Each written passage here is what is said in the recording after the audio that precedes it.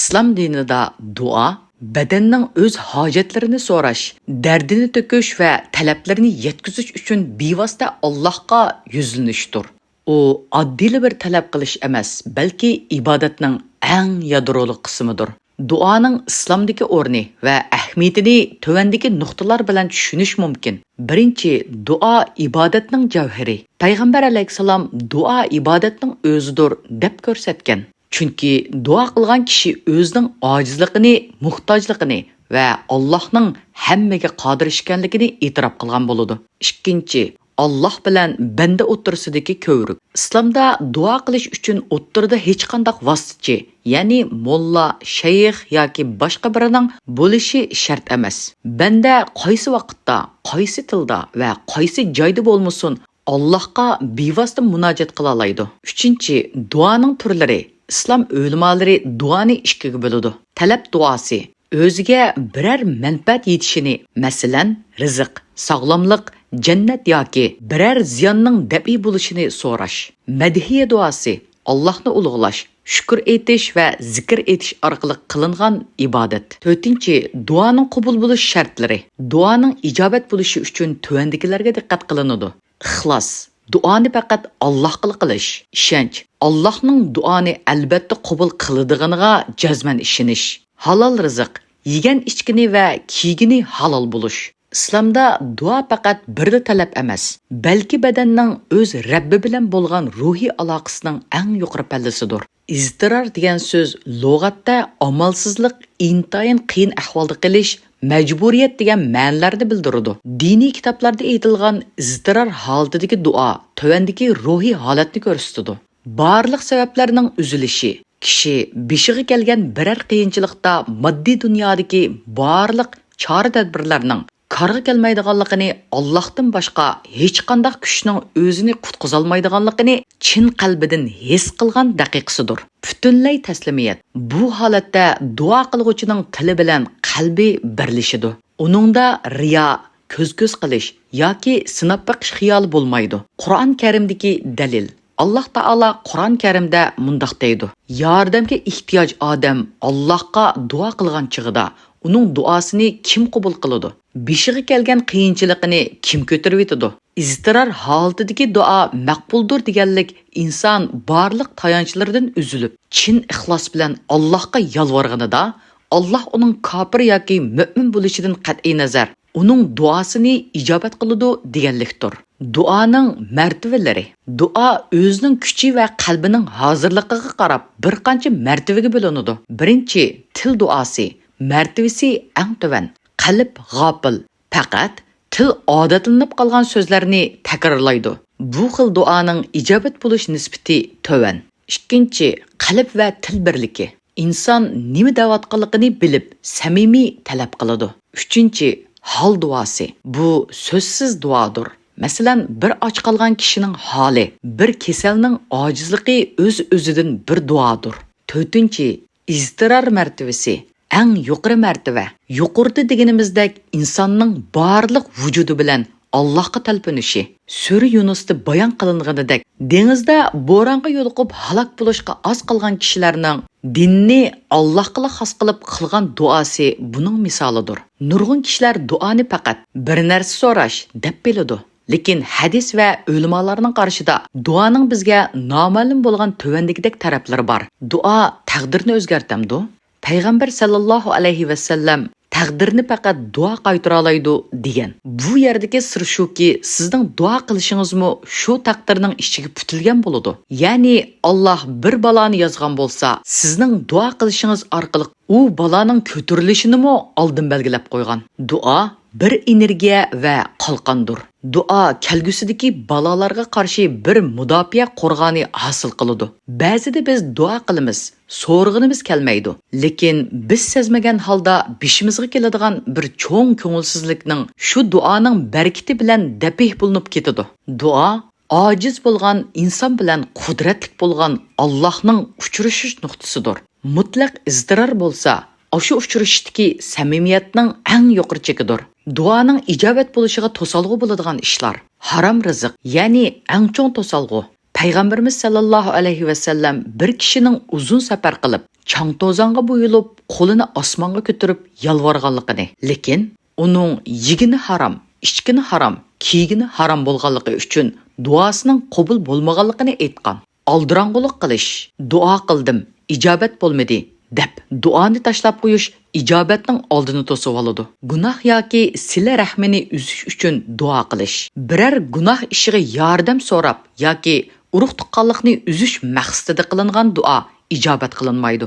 G'ofil qalb bilan duo qilish, tili duoda, qalbi dunyoning xiyolida bo'lgan kishining duosi sus bo'ladi.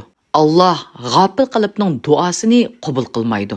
Payg'ambarlarning duolaridagi sirlar. Payg'ambarlarning duolarida biz yuqorida tilga olgan mutlaq iztirar holati eng yuqori chekda namoyon bo'lgan. Yunus alayhisalomning duosi, ya'ni beliqning qo'rsiqidagi duo. Sendan boshqa hech qanday iloh yo'qdir. Sen poktursan.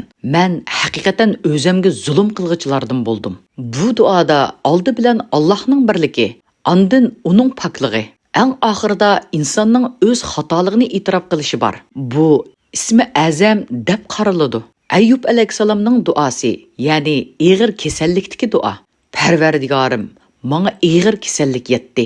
Sen rahim qilguvchilarning eng rahimligidirsan.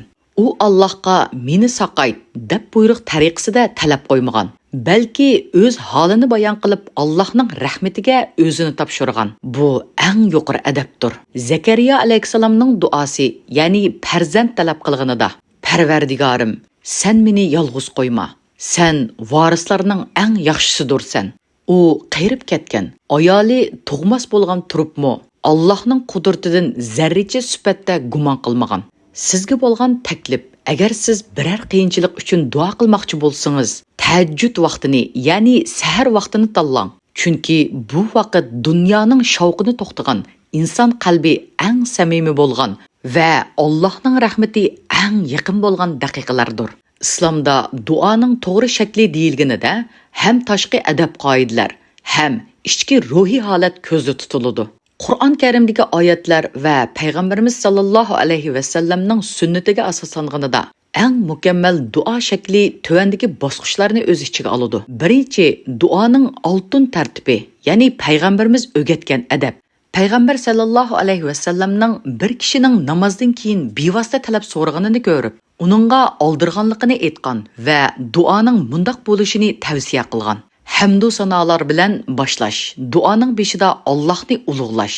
Masalan, alhamdulillah yoki Allohning go'zal ismlari bilan yo Razzaq, yo Rahmon boshlash. Payg'ambarimiz sallallohu alayhi va sallamga durud aytish, salovat aytilmay qilingan duo osmon bilan zimin o'rtasida esilib qoladi deb bayon qilingan. O'z gunohini e'tirof qilish, o'zining ojizligini va xatoligini tilga ilib turib so'rash. Masalan, Yunus alayhisalomning duosidek. Salovat degan nima? Salovat lug'atda duo, barakat, madiya va ulug'lash degan ma'nolarni bildiradi. Islomiy sistemda bo'lsa, mu'minlarning payg'ambarimiz Muhammad sallallohu alayhi va sallamga bo'lgan hurmatini, muhabbatini va u zotga Allohning rahmatini tilaydiganligini bildiradigan maxsus duodir. Biz salovat aytdik deganimizda aslida Alloh taolodan mundoq talab qilgan bo'lamiz. Alloh, payg'ambarimiz Muhammad sallallohu alayhi va sallamning darajasini yuqori qilgin. U zotga barakat bergin.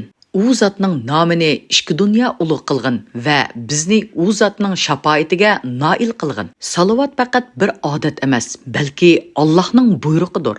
Qur'on Karimda mundoq deydi. Alloh haqiqatan payg'ambarga rahmat yo'llaydi. Farishtalarmo payg'ambarga duo qiladi. Mu'minlar, sizlarmo payg'ambarga salovat aytinglar va samimiyat bilan salom yo'llanglar. Xotimini salovat va hamd bilan qilish. Duoning beshi va oxirida salovat bo'lsa, Alloh ikki salovat o'ttirisidagi talabni rad qilmaydi deb umid qilinadi. Ikkinchi, Qur'ondagi duo qilish texnikasi. Qur'on Karim bizga duoning psixik va ruhiy shaklini mundoq ko'rsatib beradi. Xufiyona yoshirin bo'lishi. Parvardigoringlarga yolvorgan holda va xufiyona duo qilinglar. Yoshirin duo ixlosning eng yuqori belgisidir. Qo'rqish bilan umid o'ttirsida Allohning azobidan qo'rqish va rahmatidan umid qilish tuyg'usi bilan so'rash. Samimiy talpinish. Qur'ondagi payg'ambarlarning duolariga qarasangiz, ular hamisha Rabbi, ya'ni "Ey Parvardigorim" deb xitob qiladi. Bu qul bilan xo'jayin o'ttirsidagi intayin yaqinchilikni bildiradi. 3. Jismoniy va moddiy shakllar. Qalbga yuzlanish. Iymon bo'lsa, qalbga qarab duo qilish sunnatdir. Qo'l ko'tarish. Payg'ambarimiz qo'lini ko'krak to'shigicha, ba'zida texmi yuqori ko'tarib duo qiladi. Tahoratlik bo'lish duo uchun shart bo'lmasimi, ammo tahoratlik bo'lish duoning nurini oshiradi. 4. Eng to'g'ri mazmun shakli. Payg'ambarimiz tili qisqa, ammo ma'nisi nihoyatda keng, ya'ni jami'ul kalim duolarni yoqtiradi. Masalan, Robbana atina fid dunya hasana va fil oxirati hasana va qina azabannar. Ey Parvardigorimiz, bizga dunyonimi yaxshilik bergin, oxiratdimi yaxshilik bergin va bizni do'zax azobidan saqlagin. Bu duo insonning butun hayotini va o'limini o'z ichiga olgan eng mukammal talabdir. Duoning eng to'g'ri shakli qalbning titrab turishidir. Agar bir kishining tili o'ngshalmasimi, lekin qalbida Allohdan boshqa tayanchim yo'q deydigan haqiqiy bir samimiyat bo'lsa, shu duo Allohning dargohida eng maqbul duodir.